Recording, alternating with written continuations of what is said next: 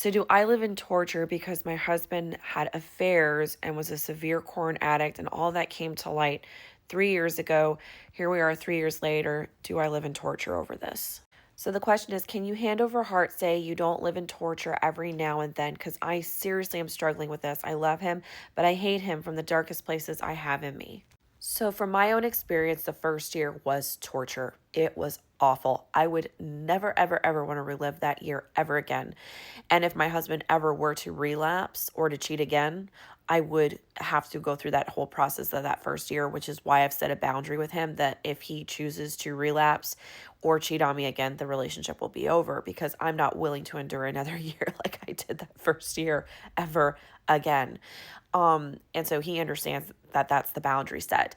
What is very difficult in these types of situations is that the infidelity or the corn addiction is exposed, and you either set boundaries like, okay, we'll never cheat again, and you have this person who's continually relapsing, and that is because you are not setting boundaries up, dealing with this as though you were dealing with an addict that needs to go to rehab. Instead, you're viewing it as someone with a moral issue who's just continually cheating. You have to set boundaries for this person to go get help and recovery. They need therapy. They need SAA meetings. They need you to not have to micromanage them, but to go do your own work in therapy to heal. And they can't look to you as their savior or the leader in the relationship to show them, okay, well, what is it that I do? No, buddy, here's your boundaries and go to therapy and do the work. And if you truly want this to work, I need to see that you're taking immediate action on this.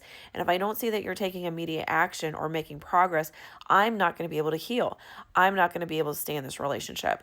Those are the kind of boundaries that I set with my husband because I had already been in therapy for 3 years. I was dealing with something completely different.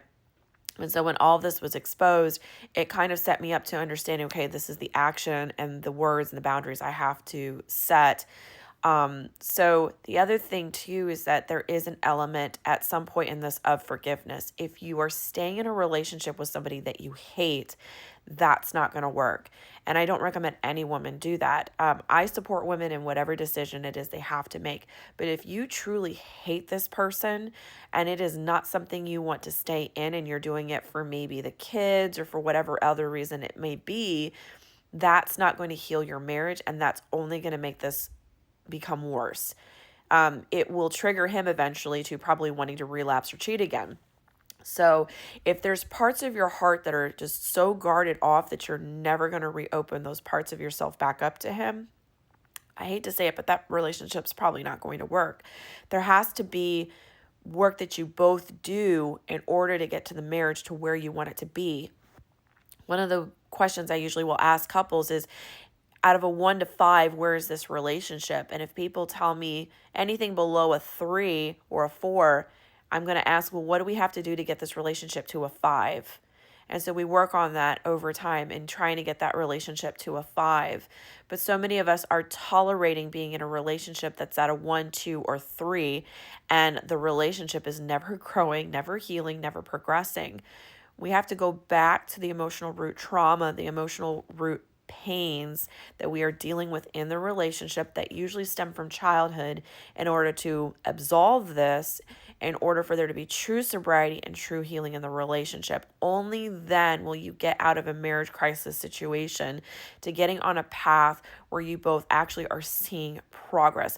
But if you stay in this vicious spin cycle of him coming to like, okay, I did this, you discover it, so a discovery day, so to speak, and then going to, well, I'm sorry, I'm going to get help for this, and you're like, okay, well, let's see if you get help, and then it goes back into a conflicting situation or a big moment in your life that leads to another relapse. You stay in this vicious spin cycle. And so people who are in this vicious spin cycle are like, yeah, this is torture, this is never going to work, I'm never going to get out of this. But what you're not doing is getting out of that spin cycle to get on a different path towards recovery. So at some point in your journey, you have to decide, am I going to let go of the hate for this person, and am I going to try and give this 100% in order to save our marriage, or is just my heart not in this anymore and I need to let this person go because I know that. That's something that you have to try and discern for yourself. And if this person that you're with, you're like, no, I really want to give this 100%. He wants to give it 100%. Or, if you're a man, if I'm speaking to a man who's in this situation with a wife who's cheated and she wants to give it 100%, both of you, either way, then there's hope for that marriage to be saved. But it takes work. It does not take passive communication where you sweep it under the rug. It takes confronting this head on, looking at all your emotional pain wounds, looking at all the trauma for what it is, and working through that. It is work.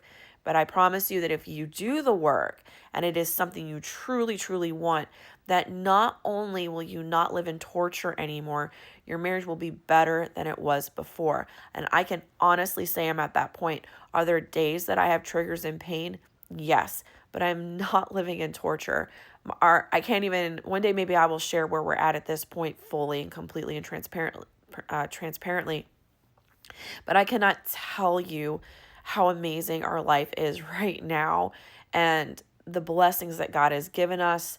Just the trajectory that we're on now is just so, not in a million years could I have predicted that my life would be where it is today. But I clung on to like that little pea-sized amount of hope that I had in the beginning. And as long as I saw my partner making progress, I chose to stay.